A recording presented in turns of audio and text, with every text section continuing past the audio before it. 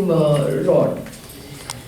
Moreover, I see a lot of young people now, eloping and getting married.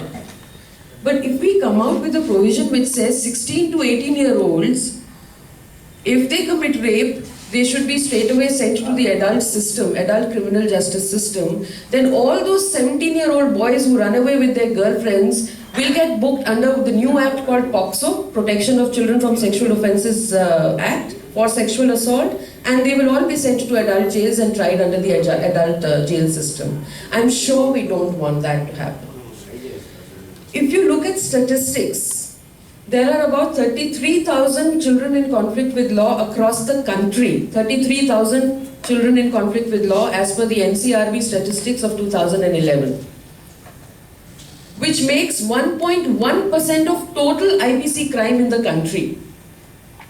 So, we don't have a system to deal with 1.1% of crime in the country.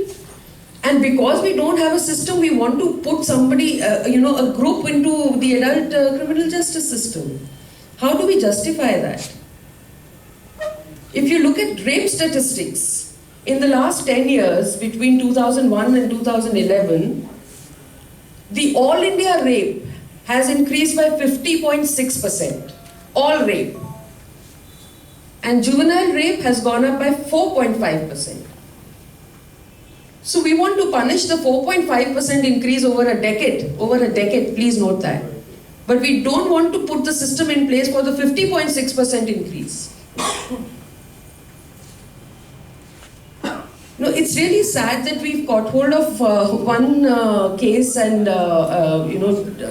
as a knee-jerk reaction, we're wanting to change the law completely and bring down the age to 16. The other misunderstanding we have about JJ Act is, which I heard today also, at such a prestigious conference going on here in Puducherry, which is that after 18, this child will be out of the system and he'll be left. That's not true. The Juvenile Justice Act, in fact, has provisions on bail, where it clearly says that if the child is a danger to the society, you can deny bail. You don't have to give bail. It also says that if the child is going to be danger to other children, then you keep him in a separate place called place of safety. Under section 16(2), there is a clear provision that you're not supposed to keep him with other children. Keep him in a separate place. These provisions exist in the law. But because we don't know the law and our magistrates are not using these provisions, we think that he will go scot-free. He's not going to go scot-free. The seriousness of the offense is not going to allow that.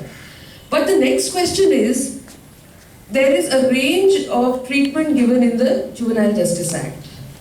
And it differs from case to case. If it's a petty offense and the offender has done it the first time, perhaps he will be left on advice and admonition. But if it's something as serious as this, then he will be sent to a special home or a place of safety and can be there for a maximum of 3 years.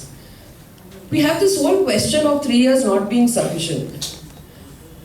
In fact, I ask you all, is 5 years going to make it sufficient? Is 7 years going to make it sufficient? What you haven't been able to achieve in 3 years, can you achieve in 5 years or 7 years or 10 years? We had this case recently reported in the press about from Maharashtra. This man was in Nasik jail for 10 years. He came out of Nasik jail and again raped a minor. So definitely in Nasik jail, nobody ever detected his psychological problem. And there was no treatment. If that had happened, one would have expected a little change. To just brand somebody as a psychopath and say that, he's a psychopath, he's never going to change. But to come to a conclusion that he's a psychopath, you need to make some intervention, some assessment. In jails, you don't have those provisions. But at least in the juvenile justice system, there is a provision to make an assessment about the person.